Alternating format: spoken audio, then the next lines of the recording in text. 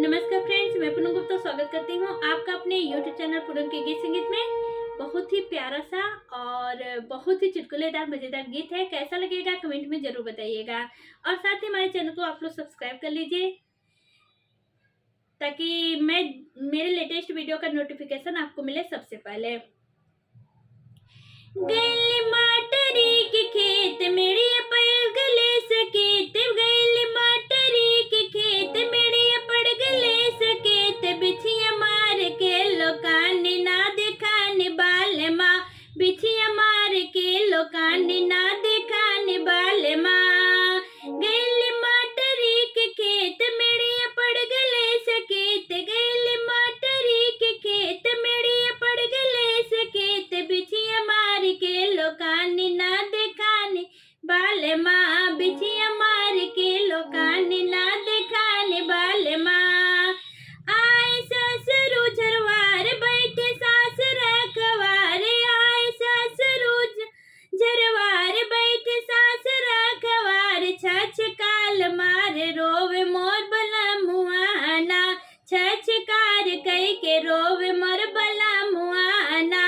गैली मटरी के खेत मेरी पड़ गले सकेत, बिछिया मार के लोकान ना दिखाने बाल माँ, बिछिया मार के लोकान ना दिखाने बाल माँ।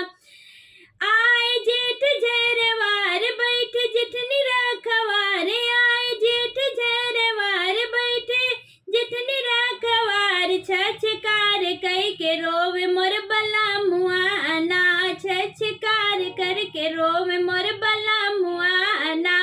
गैली मटरी के खेत मेरी पड़ गले सकेत, गैली मटरी के खेत मेरी पड़ गले सकेत, बिछिया मार के लोकान ना दिखाने बाल माँ, बिछिया मार के लोकान ना दिखाने बाल माँ।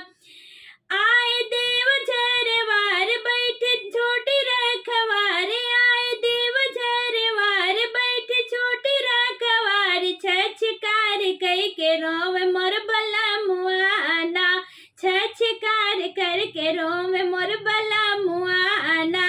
गैली मटरी के खेत मेरी पड़ गले सकेत, बिछिया मार के लोकान ना दिखाने बाल माँ, बिछिया मार के लोकान ना दिखाने बाल माँ। आए नंदोई झरवार बैठे ननद रखवार, आए नंदोई झरवार बैठे ननद रखवार, छछकार करके रोवे मोर बला मुआना, छछकाल कई के रोवे मोर बला मुआना।